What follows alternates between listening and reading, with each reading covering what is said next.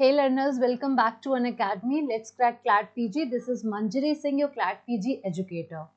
आज हम बहुत ज़्यादा इम्पॉर्टेंट टॉपिक पर डिस्कशन करने वाले हैं जो आप सभी लोगों के लिए जो भी 3 दिसंबर को CLAT PG 2024 का एग्ज़ाम देने वाले हैं।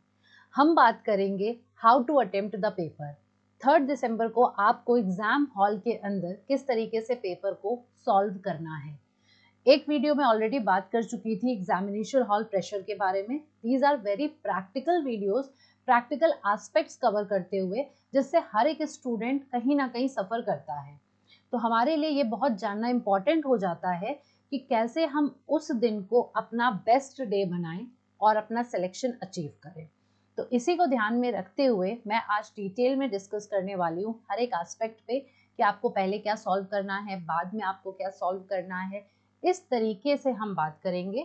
साथ ही साथ बहुत इंपॉर्टेंट एस्पेक्ट आपके पेपर का जो होने वाला है दैट इज नेगेटिव मार्किंग, उसके बारे में भी मैं डिटेल में डिस्कस करूंगी क्योंकि नॉलेज सबके पास होगी, पेपर सब देने जाएंगे, लेकिन नेगेटिव मार्किंग को उस टाइम पे कैसे टैकल करना है ये हर किसी को नहीं आता है। तो इसी के बारे में हम बात करेंगे। पूरा वीडियो ज़रूर देखना, बहुत हेल्पफुल होने वाला है आपके लिए। 3 दिसंबर को थोड़ी बहुत पढ़ाई कम रह जाए वो चलेगा, लेकिन पेपर को सॉल्व करने की स्ट्रैटेजी ये बिल्कुल भी मिस आउट आपको नहीं करनी है। तो बिफोर दैट अभी क्लैट पीजी के सारे सब्सक्रिप्शंस पे 20% ऑफ चल रहा है। साथ ही साथ आपको 1 महीने का फ्री एक्सटेंशन भी मिलेगा। आप ड्यूरेशन देख सकते हैं, जो भी ड्यूरेशन आपको सूट करे आप वो सब्सक्रिप्शन ले सकते हैं। एंड सब्सक्रिप्शन लेते टाइम MSing10 ये कोड यूज़ करना मत भूलना, चाहे अपने लिए कर रहे हो चाहे फ्रेंड्स के लिए कर रहे हो, सबको ज़रूर ये रिकमेंड करना। ये ऑफर वैलिड रहने वाला है 30 नवंबर तक। आपको और इन्फॉर्मेशन चाहिए, डिटेल चाहिए तो आप कॉन्टैक्ट कर सकते हो इस नंबर पर। साथ ही CLAT PG mock test series हमारी अवेलेबल है। 1600 में 20 full length mock test available हैं। MSing10 ये रहा कोड, इसको ज़रूर यूज़ करिएगा एडिशनल डिस्काउंट के लिए। आपने अगर अभी तक मॉक्स नहीं दिए हैं तो भी आपके लिए इम्पॉर्टेंट है कि एटलीस्ट आप 5 से 6 मॉक्स ज़रूर दें। ये आपके इम्पॉर्टेंट एस्पेक्ट है, मतलब आपकी प्रिपरेशन में, एंड आपकी प्रिपरेशन को बूस्ट करेगा। साथ ही साथ आप अगर क्रैश कोर्स बैच ज्वाइन करना चाहते हैं तो हमारा बैच ये चल रहा है। क्विक रिवीजन के लिए आप इस बैच को ज्वाइन कर सकते हो। Don't forget to use my code MSing10 to avail the discount. अगर आप कॉन्स्टिट्यूशन लॉ का कॉम्प्रिहेंसिव कोर्स ज्वाइन करना चाहते हैं तो ये वाला कोर्स आप ज्वाइन कर सकते हैं। QR कोड को स्कैन करिए, वहां से सब्सक्रिप्शन लीजिए। सब्सक्रिप्शन लेते टाइम ये कोड यूज करना मत भूलना क्योंकि इसी से आपको मैक्सिमम डिस्काउंट मिलेगा। ये कॉम्प्रिहेंसिव सिलेबस कवर करता है कॉन्स्टिट्यूशन लॉ का। लाइव एंड रिकॉर्डेड सेशंस आपको मिलते हैं, in class doubt solving sessions होते हैं, इन क्लास PDF होती है, लाइव टेस्ट एंड क्विजेस करवाए जाते हैं। साथ ही हमारे प्लस प्रोग्राम के भी यही फीचर्स हैं कि डेली लाइव क्लासेस होती हैं, live test and quizzes educators कराते हैं, मॉक टेस्ट आपको फ्री ऑफ कॉस्ट इसमें मिलता है, इन क्लास PDF प्रोवाइड करी जाती है, एंड साथ ही साथ in class doubt solving sessions भी होते हैं। ये रही मेरी अनअकैडमी की प्रोफाइल। अगर आपने इससे पहले कभी विजिट नहीं करी है तो डेफिनेटली वहां पर मेरा नाम जाके सर्च करो मंजरी सिंह, इसको आप विजिट करिए, फॉलो बटन दबाइए एंड फ्री क्लासेस जाके चेकआउट कर सकते हैं। जी हाँ, मैं फ्री क्लासेस के रेफरेंस पे यहाँ पे बात कर रही हूँ, बैच की मैंने ऑलरेडी बात कर दी है। फ्री क्लासेस आपके लिए इंपॉर्टेंट है क्लैट पीजी 2024 के लिए। यहाँ पे मैंने PYQ डिस्कशंस किए हैं, मैंने यहाँ पे जजमेंट सीरीज की बात करी है, मैंने यहाँ पे प्रैक्टिस सेट्स लगवाए हैं, आपके लिए डेफिनेटली हेल्पफुल होने वाले हैं। इस टाइम भी हम लोग डेली लाइव क्लासेस ले रहे हैं 1 घंटे की, जाके वहाँ पे चेकआउट कर सकते हो। ये रहा टेलीग्राम चैनल का QR कोड। अगर अभी तक ज्वाइन नहीं किया तो फटाफट से इसको स्कैन करके ज्वाइन कर लो, सारी अपडेट्स आपको इस पर मिलती रहेगी। अब बात करते हैं आज के स्ट्रैटेजी के बारे में। जी हाँ, ध्यान से सुनिएगा, बहुत इंपॉर्टेंट है, पर्सनल एक्सपीरियंस भी है एंड डेफिनेटली आपको कहीं ना कहीं थोड़ी सी तो मदद करेगा ही करेगा। ठीक है, सबसे पहला पेपर को कैसे सॉल्व करना है उसके पहले मैं आपको कुछ पॉइंट्स बताऊंगी। जैसे सबसे पहले जो बात आती है वो है कि OMR को फिल करना। ठीक है, आपको डेफिनेटली पता है कि आप जाते हैं एग्जामिनेशन हॉल में। ठीक है, एग्जामिनेशन हॉल में जाने से पहले आपको सेंटर पे जाना है। सेंटर पे जाने से पहले आपको ये याद रखना है कि आपको सेंटर का एड्रेस पता हो। ठीक है, जहां पर भी आपका सेंटर पड़ा है मेक श्योर कि आप उससे पहले जाके एक बार विजिट कर ले। उस दिन के रश से बचने के लिए, उस दिन की कंफ्यूजन से बचने के लिए आपको क्लैरिटी होनी चाहिए कितना टाइम लगता है उस सेंटर पर जाने में।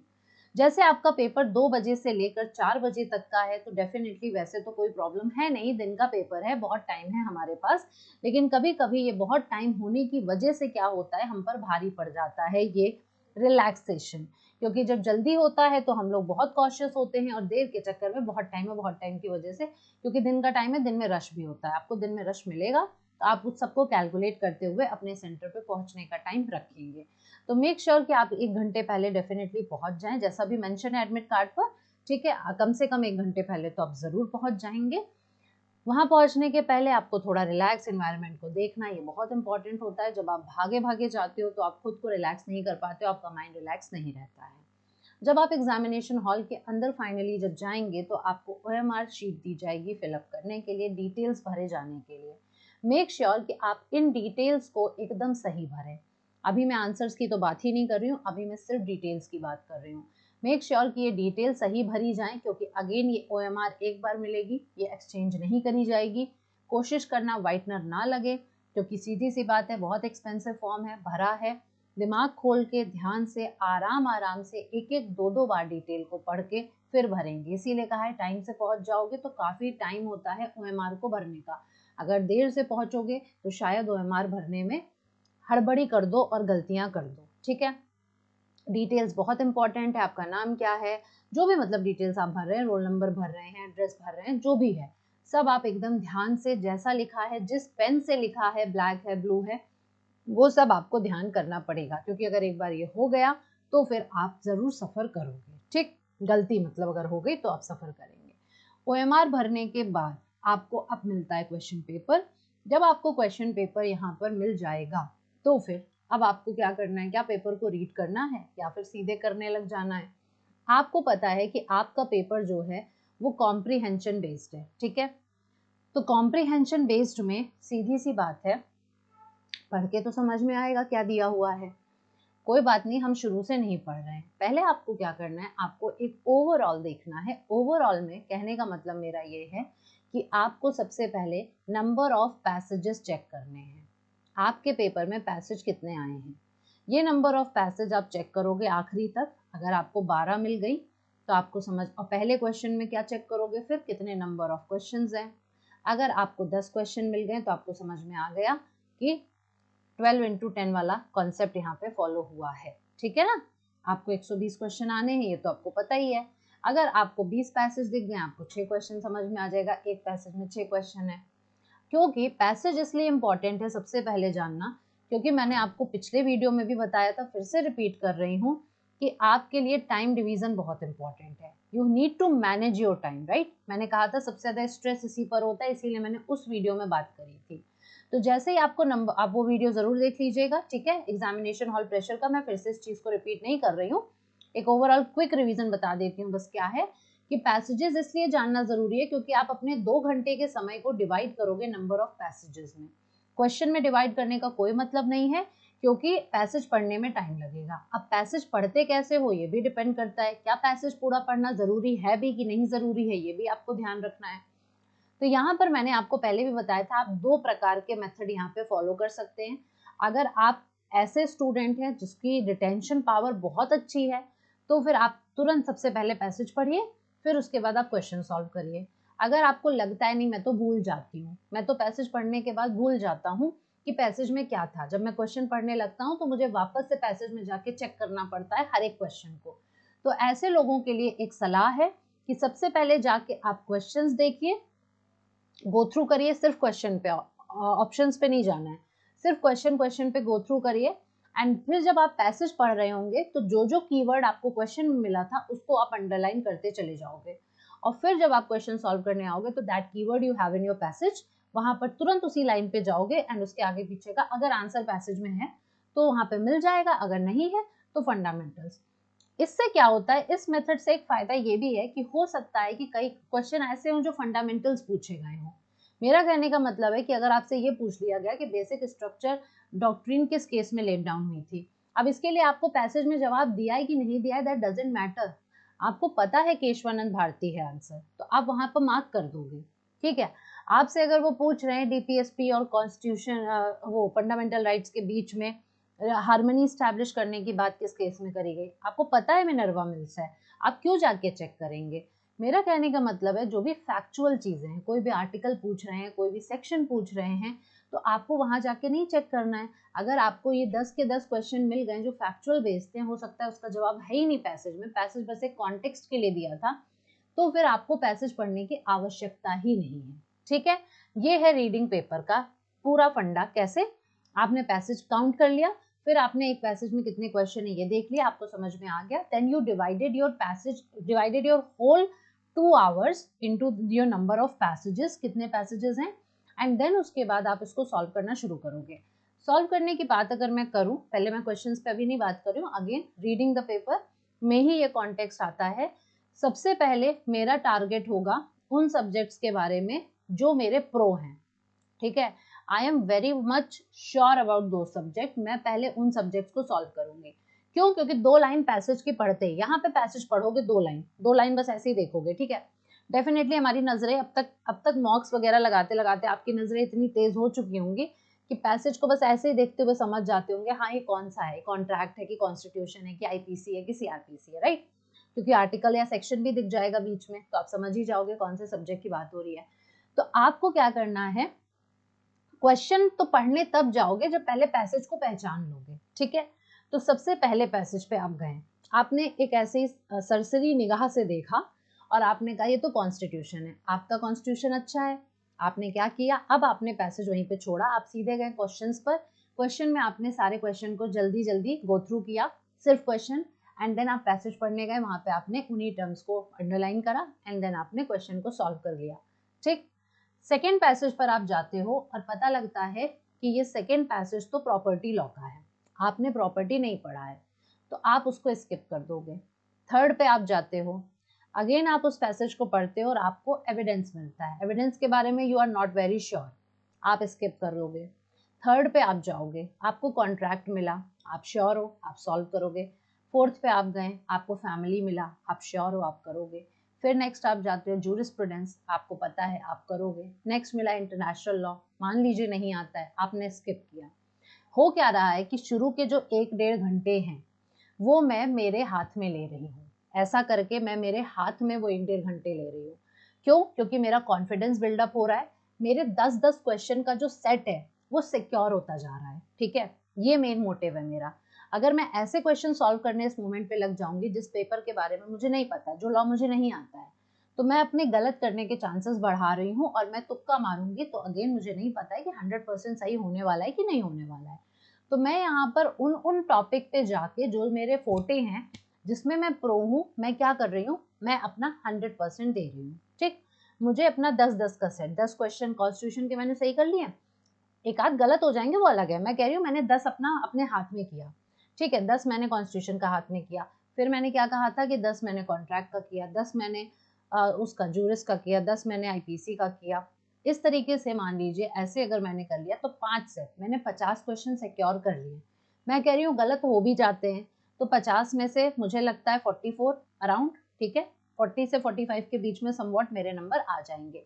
ये मैंने इतने अपने हाथ में कर लिए शुरू के 1 घंटे में लगभग। अगर मैं 12 पैसेज की बात करूं तो आधे घंटे में मुझे 6 पैसेज करना है। चलो मैं 10 क्वेश्चन का एक और मैंने कोई सेट लगाया था, 60 अपने हाथ में किया, एंड 60 में से मुझे मान लो 52, ठीक है, 52 मेरे लगभग सही हो जाएंगे। मैंने 1 घंटे में 52 अपने हाथ में कर लिए हैं, समझ रहे हो इस बात को? बहुत है ये। अब बचा 1 घंटे में अगर सोचो फिर 52 कर लेंगे तो फिर तो ये तो 104 हो जाएगा, है ना, ज्यादा हो गया ना। लेकिन सीधी सी बात है, वो 52 नहीं हो सकता क्योंकि वो मेरा फोटे नहीं है, मुझे नहीं आता है, तो मैं वहां पर कम अटेम्प्ट करूंगी। ठीक, तो ये है आपका कॉन्फिडेंस बिल्डअप करने के लिए पहले आपको अपने प्रो सब्जेक्ट्स को करना है। ठीक, पहचान लिया और कर लिया। सेकेंड इनिंग में, अभी मैं मार्क करने की बात नहीं कर रही हूँ, मार्क करने पे आएंगे। सेकेंड जो मेरी इनिंग होगी वो होगी मेरी उन अपने वीक सब्जेक्ट्स पे। ठीक है, वीक में भी मैं 2 कैटेगरी में डिवाइड करूंगी, मोर वीक, लेस वीक। अब ऑब्वियस से आपको पता है मैं लेस वीक पे पहले जाऊंगी, है ना, लेस वीक पहले जाऊंगी। जैसे प्रॉपर्टी, ऐसा तो नहीं है मैंने एलएलबी में नहीं पढ़ा है, मैंने पढ़ा है, मैंने अभी भी तैयारी के समय थोड़ा सा पढ़ा था। ठीक, ऐसे मैं अपना नहीं बता रही हूँ, मैं आपका बता रही हूँ कि ऐसा हो सकता है। ठीक है, मान लीजिए मैंने एलएलबी के टाइम पर भी थोड़ा सा पढ़ा था, अब मैंने ठीक है प्रॉपर्टी कर लिया, फिर इंटरनेशनल भी मैंने पढ़ ही रखा है, अब मान लीजिए कोई ऐसा एक्ट है जो आपने नहीं पढ़ा, फॉर एग्जाम्पल डोमेस्टिक वायलेंस आ गया, अब आपने पढ़ा ही नहीं है तो आप कैसे करोगे, नहीं कर पाओगे ना, तो वो मोर वीक में आ गया, उसको आप स्किप करोगे, छोड़ोगे। हाँ, ये हो सकता है कि 10 में से आप 4 क्वेश्चन या 3 क्वेश्चन अपने कॉमन सेंस पे कर पाओ, तो उसमें क्या करेंगे हम, पैसेज में अगर हमें जवाब मिल रहा है वेल एंड गुड, लेकिन हाँ 10 में से 3-4 हो सकता है, डेफिनेटली हर कोई कर ही लेता है, 3-4 क्वेश्चन तो मिल ही जाते हैं करने लायक, कुछ का पैसेज में मिल जाएगा, कुछ हमारा कॉमन सेंस वर्क कर देगा, तो उसको हम लास्ट में उठाएंगे। ये है आपका रीडिंग पेपर का पूरा क्राइटेरिया, किस तरीके से अपने 2 घंटे को डिवाइड करना है। अगर मैं इसके आगे आपसे बात करूं कि अब पेपर को आपको अटेम्प्ट कैसे करना है, ठीक है, तो जिसमें स्टेप 1 आता है, बहुत लोग ये गलती करते हैं, पहले वो अपने क्वेश्चन पेपर में सब मार्क कर लेते हैं, मार्क करने के बाद जब लास्ट में आधा घंटा रखते हैं वो, या समथिंग जितना भी मिनट वो रखते हैं सर्कल करने के लिए OMR को, ठीक है। Now what is the thing is कि आपने क्वेश्चन पेपर में तो मार्क कर दिया है, अब अगर आपका टाइम ऊपर नीचे हुआ तो आपका पेपर सफर कर जाएगा, क्योंकि OMR में आपने क्या मार्क किया है उससे आपका रिजल्ट आएगा। आपने अपने क्वेश्चन पेपर में क्या मार्क किया वो आप घर लेके आ जाओगे, उससे कोई फर्क नहीं पड़ता। 1.5 घंटे आपने क्या किया वो वेस्ट हो जाएगा अगर OMR पे आपने सही तरीके से मार्क नहीं किया।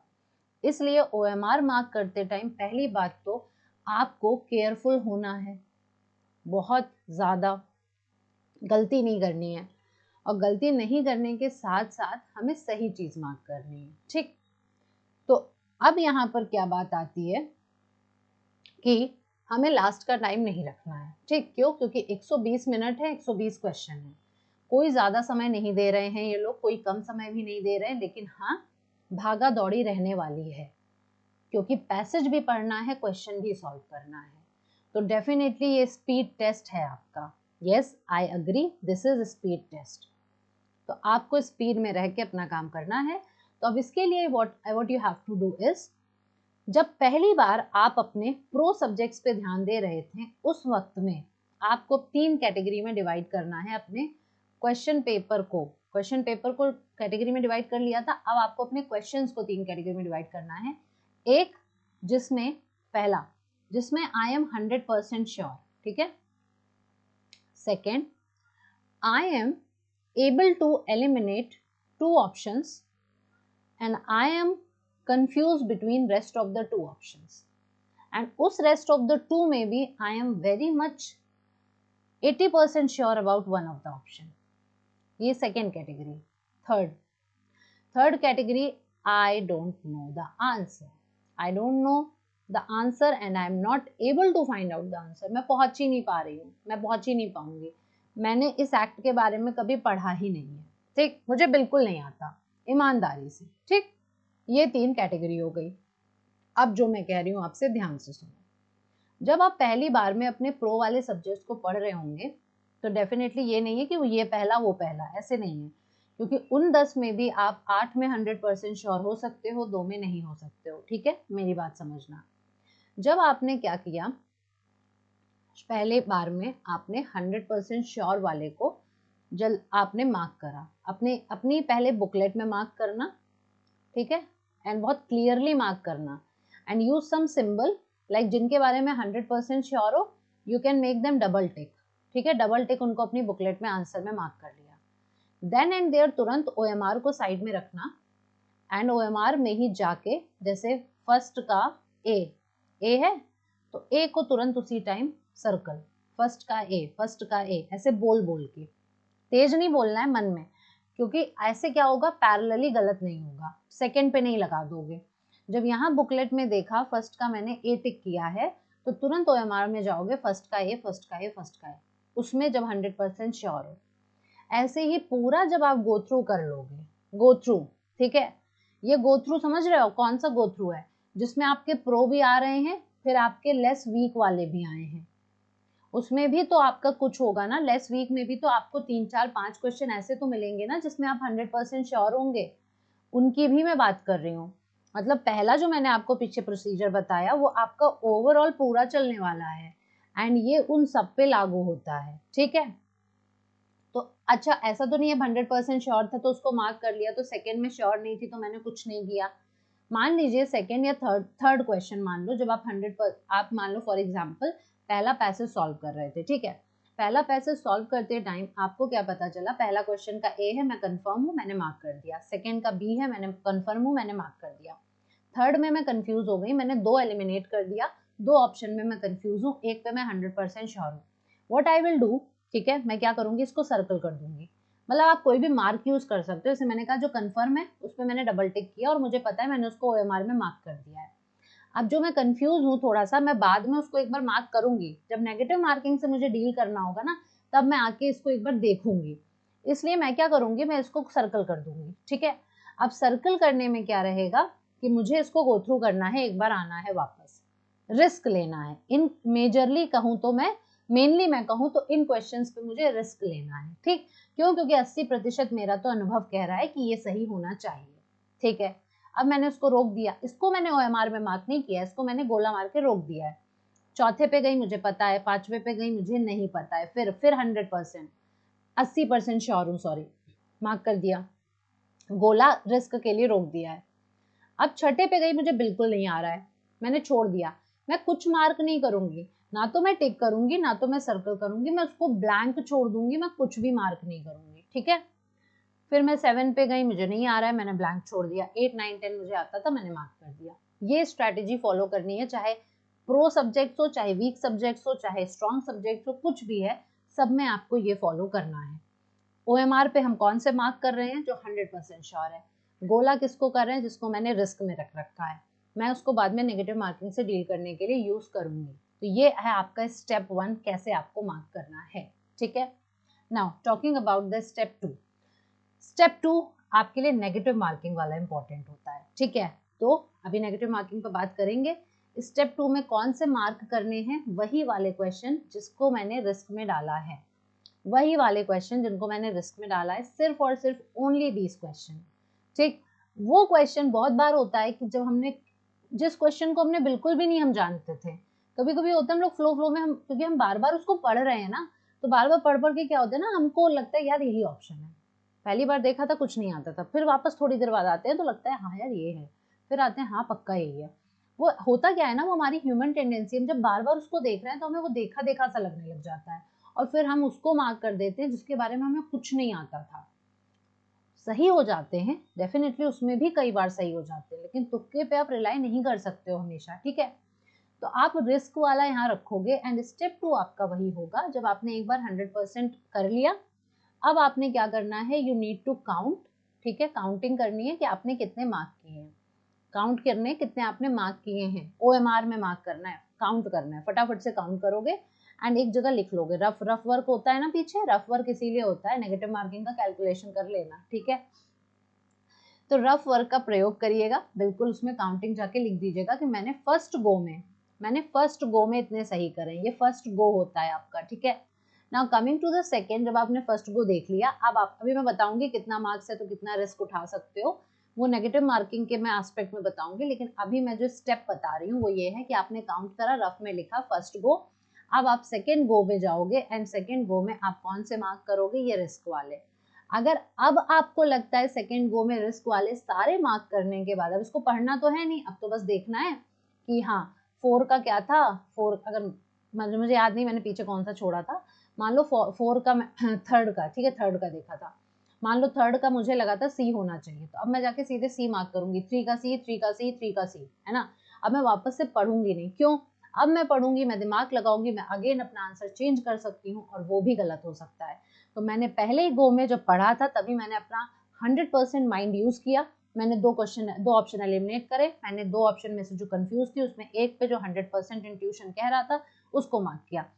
मैं कह रही हूँ सतर्क हो जाना, दोबारा से वापस पढ़ना मत। कई बार आखिरी में आंसर चेंज करने की वजह से हमने पहली बार जो हमने सही मार्क किया होता है हम उसको गलत करते हैं। अपने फर्स्ट इंट्यूशन पे बिलीव करना, मैं ये नहीं कह रही हूँ पहला इंट्यूशन हमेशा सही होता है, लेकिन दूसरा वाला इंट्यूशन मैक्सिमम टाइम गलत होता है, इसलिए कह रही हूँ पहले इंट्यूशन पे जाना, पहली बार ही दिमाग खर्च करना, नहीं तो टाइम वेस्ट हो रहा है ना। पहले आपने पढ़ा तब आपने इतना दिमाग लगा के उसको मार्क किया, अब दोबारा गए हो फिर से उतना दिमाग लगा रहे हो, इतना टाइम नहीं है ना, पूरा पेपर सॉल्व करना है भाई, ठीक है। सेकेंड गो में क्या करते हो, ये रिस्क वाले करते हो, अब अगर जो नेगेटिव मार्किंग में मैं अभी कैलकुलेशन बताऊंगी, अगर आपको लगता है कि नहीं यार मेरे तो इतने नंबर बन ही नहीं रहे हैं कि मुझे एनएलयू मिल पाएगा टॉप 10 अच्छा एनएलयू, तो फिर आप थर्ड गो में रिस्क ले सकते हो उन वाले पर जो आपको बिल्कुल नहीं आते थे। लेकिन अगेन वही कहूंगी, जिसमें आप 2 ऑप्शन एलिमिनेट कर पा रहे हो, एक 2 में कंफ्यूज हो एंड उसमें आप 50% श्योर हो, 80% नहीं 50% एक पे श्योर हो, उस वाले को मार्क कर लेना।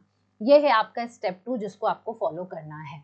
Now coming to the most important part of the 3rd December 2024, 2023 CLAT PG 24 के लिए कैसे आपको नेगेटिव मार्किंग के साथ डील करना है। तो मैंने आपको जैसा कि पीछे बताया, जब आपने फर्स्ट गो में काउंट किया, फॉर एग्जाम्पल आपने मार्क किए 65 क्वेश्चंस, ठीक है, आपने 65 क्वेश्चन मार्क कर दिए, ठीक, ध्यान से सुनिएगा। नेगेटिव मार्किंग कितनी है? 0.25, राइट। आपको लग रहा है ये 65 के 65 आपने सही किए हैं, मैं कह रही हूं ये 65 के 65 आपके सही नहीं है, ठीक।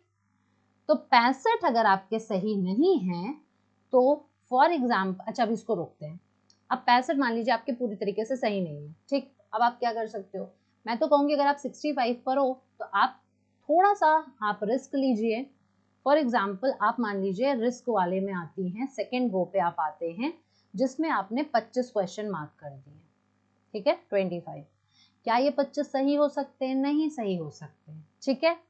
अब इस 25 क्वेश्चन में मैं कहती हूँ 12 गलत है, मैं कहती हूँ 12 गलत हैं, तो 25 में 12 गए, ठीक है, मैं कहती हूँ 13 गलत है, मैं कहती हूँ 13 गलत हैं, ठीक है, अब 12 सही हैं, ठीक, 25 में गए, हाँ हाँ, तो 12 गलत ज़्यादा बेटर होगा, है ना, नेगेटिव मार्किंग करना आसान हो जाएगा, सॉल्व, ठीक है।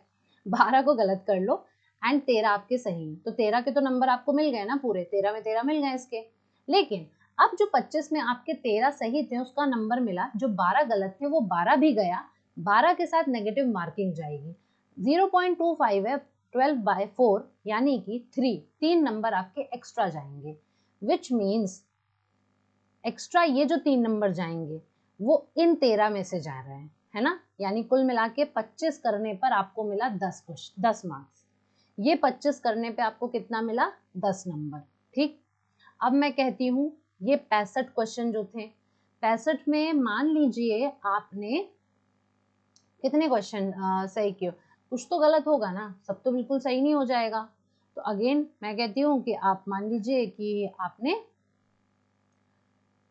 5-6 क्वेश्चन नहीं, ज़्यादा ही गलत होंगे, डेफिनेटली ज़्यादा गलत होंगे, मैं कहती हूँ आपने 54 क्वेश्चन सही किए, ठीक है, 54।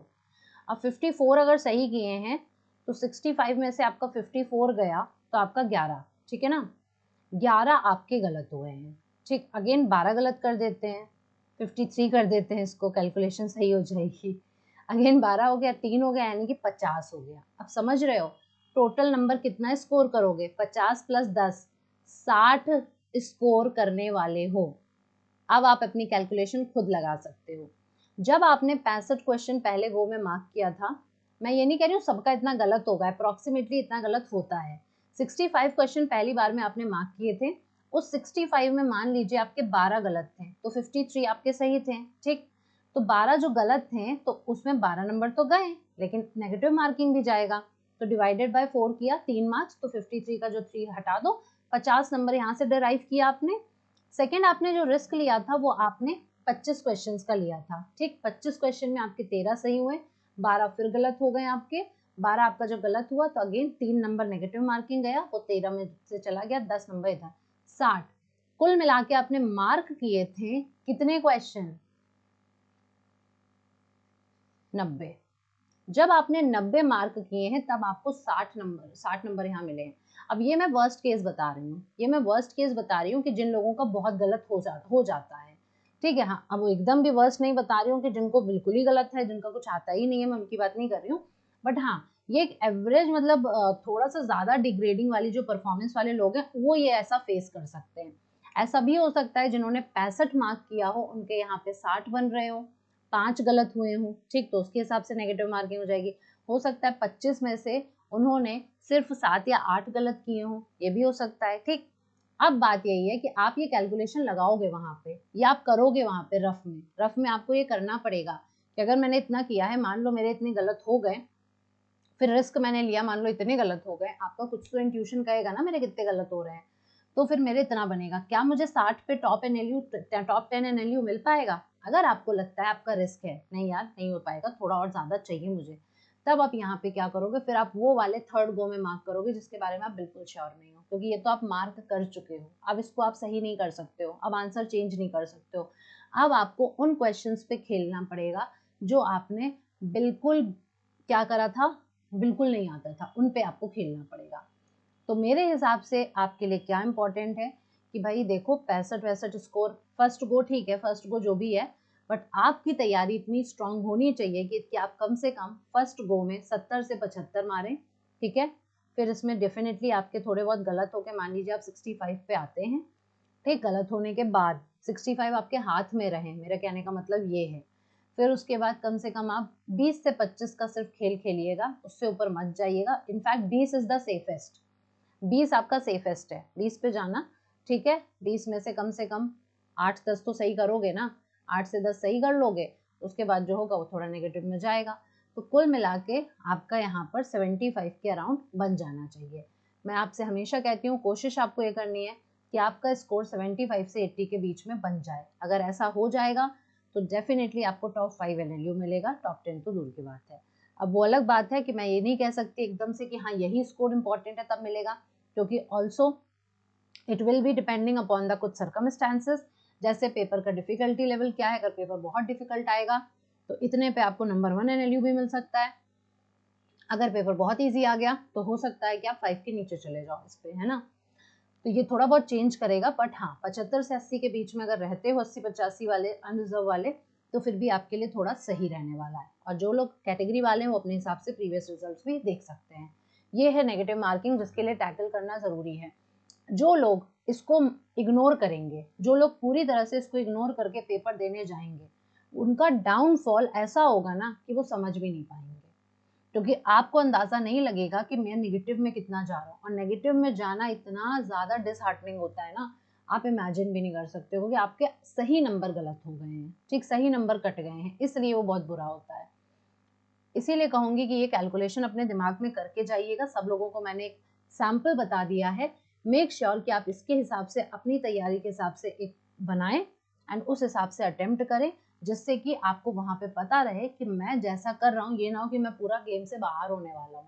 आपको अपने को उस स्टेज पे लाके वहां खड़ा करना ही करना है, भले आपकी तैयारी अच्छी है, मीडियम है, एवरेज है या बिल्कुल खराब है, लेकिन इतना तो वहां करके आना ही है ना कि कहीं तो लिस्ट में आओ। अगर क्वेश्चन आंसर सही हो गए तो एमसीक्यू में क्या है, आंसर हमारे सामने है, बस हमें नहीं पता कि हम सही मार्क कर रहे हैं कि गलत मार्क कर रहे हैं, अगर हमें नहीं पता तैयारी होती है तो भी। तो इस तरीके से आपके लिए ये रहा पूरा डिस्कशन कि कैसे आपको उस दिन पेपर को अटेम्प्ट करना है। आई होप ये सेशन आपके लिए यूजफुल रहा होगा।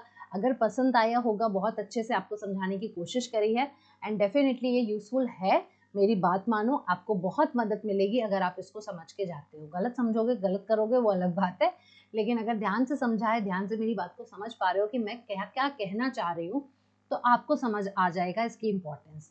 पसंद आया होगा तो लाइक ज़रूर करना, बहुत बहुत मेहनत करी है ठीक है बताने में, एंड अपने फ्रेंड्स के साथ जरूर शेयर करिएगा जो लोग भी क्लैट पीजी 2024 में अपीयर हो रहे हैं। और अभी तक अगर सब्सक्राइब नहीं किया है तो फटाफट से सब्सक्राइब कर दीजिए। ऑलरेडी आपके लिए बहुत यूजफुल सेशंस ला चुकी हूँ और आगे भी लाऊंगी, और जो लोग भी पहली बार आए हैं अभी तक सब्सक्राइब नहीं किया वो ज़रूर कर लें, जिससे कि आपकी आने वाली प्रिपरेशंस में आपकी मैं काफ़ी हद तक हेल्प कर सकूँ। Thank you so much guys, see you, take care.